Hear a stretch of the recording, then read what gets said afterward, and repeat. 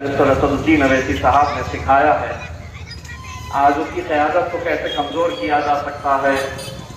यकीनन हैदराबाद जो है वो मजलिस इत्तेहादुल मुस्लिमीन का गढ़ है और उस गढ़ में कैसी सेंध लगाई जा सकती है, कैसे कमज़ोर किया जा सकता है, उसकी तमाम साजिशें पिछले कुछ दिनों से हमें हैदराबाद में देखने को मिल रही है।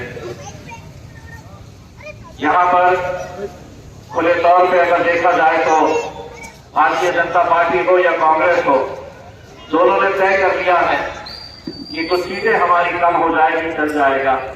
लेकिन यहाँ पर अगर हम दोनों साथ में मिलकर आ जाते हैं तो हम मजलिस को यहाँ पर कमजोर कर सकते हैं।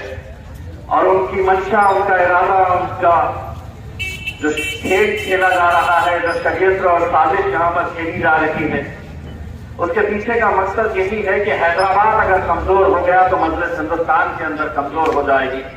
कुछ हद तक ये बात बिल्कुल सही है, क्योंकि मैं औरंगाबाद से आता हूं और मैं इस बात के ऊपर पूरा यकीन रखता हूं कि अगर हैदराबाद है तो औरंगाबाद है, अगर हैदराबाद है तो बिहार है, अगर हैदराबाद है तो दिल्ली है, हैदराबाद है तो दूसरे हिंदुस्तान के तमाम जो जिले, वो शहर है। हमारी शान, हमारी पहचान अगर कोई है तो आप लोग है, आपका ये शहर है।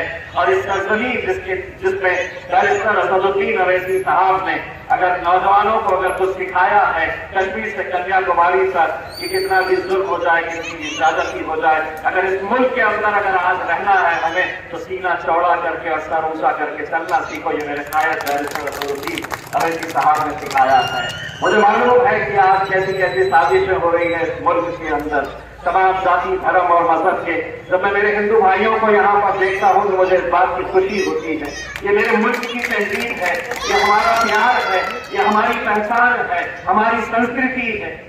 कि मैं तुम्हारे त्योहार में आता था तो मेरी ईद के ऊपर आकर शीरखुरमा पीते थे, ये हमारी तहजीब, हमारी पहचान हुआ करती थी। लेकिन आज समाज के बीच में जो दरारें और दीवारें पैदा की जा रही है, दोस्तों आपको यकीन नहीं होगा, यूट्यूब के ऊपर जाइए कभी, मुझे मालूम है कि मेरे हिंदू भाइयों के लिए भगवान राम का क्या दर्जा होता है, लेकिन रामनवमी के एक दिन पहले मेरे शहर के अंदर कैसी साजिश रची की गई थी। ये राम मंदिर जिस इलाके के अंदर आता है, औरंगाबाद का किराड़पुरा, वो पूरा का पूरा मुस्लिम अक्सरियत है, पूरी आबादी वहां पर मुसलमानों की है, लेकिन उसी आबादी के अंदर एक भगवान राम का एक मंदिर है। और रामनवमी से महज एक दिन पहले वहां पर रात में कुछ नौजवान लड़के मुंह पर कपड़ा बांधे हुए उस मंदिर के ऊपर हमला करते हैं। वहां पर पथराव किया जाता है, वहां पर पुलिस की गाड़ियों को जलाया जाता है। मुझे जैसे ही ये खबर मिलती है मैं वहां पर पहुंचता हूं। मैं सोच रहा था कि ऐसे कौन से लड़के हैं ये जिन्होंने अपने चेहरे पूरे तरीके से ढाके हुए हैं। और मैं उसी शहर की यह पहचान थी कि जब रामनवमी का जुलूस निकलता था तो मेरे मुसलमान भाई सेवा लगाकर वहां पर शरबत पिलाने का काम वो करते थे। अचानक ये मोदी आने के बाद से, ये नरेंद्र मोदी की हुकूमत आने के बाद से दो भाइयों के बीच में जो दरारें और दीवारें पैदा करने की कोशिश की जा रही है वो हमें पहचानने की जरूरत है। कई लोगों को यह समझ में आता है कि मस्जिद इत्तेहादुल मुस्लिमीन तो मुसलमानों की जमात है। हम यकीनन मुसलमानों के मुद्दे उठाते हैं, क्योंकि इलेक्शन के वक्त बाकी सारे हमसे वोट लेने के लिए आते हैं, लेकिन हमारे मुद्दे बाद में कोई नहीं उठाता है, इसीलिए हमें उठाना पड़ता है। तो उस मंदिर में जब मैं रात के वक्त में गया और वहां का मंजर देखा, 13 पुलिस की गाड़ियां, और छोटी मोटी मोटरसाइकिल की बात नहीं कर रहा हूं, बड़े बड़े पुलिस के जो 13 वैन थे उस मंदिर के सामने खड़े हुए थे। 13 पुलिस की गाड़ियों को आग लगा दी गई थी। और वहां पर उस 13 पुलिस की बड़ी बड़ी वैन में कितने पुलिस वाले आए थे आप जानते हैं? ड्राइवर समेत 15 पुलिस वाले थे। 13 बड़ी बड़ी वैन में 15 पुलिस वाले वहां पर मौजूद थे।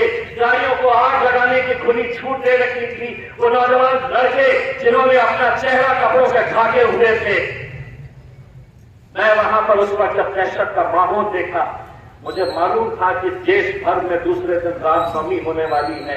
अगर ये खबर इनके दलाल पूरे टेलीविजन चैनल वाले अगर ये चलाए कि भगवान राम के जन्मदिन के मौके के ऊपर राम मंदिर के ऊपर हमला हुआ है, तो सोचिए मुल्क के हालात कैसे होते हैं।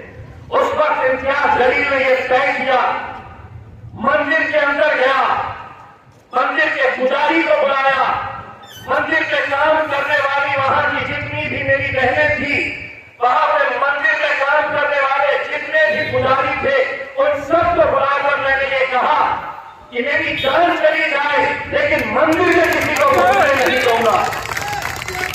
और अल्हम्दुलिल्लाह 5 घंटे तक बाहर आतंक का खेल चलता रहा, पुलिस नदारत रही।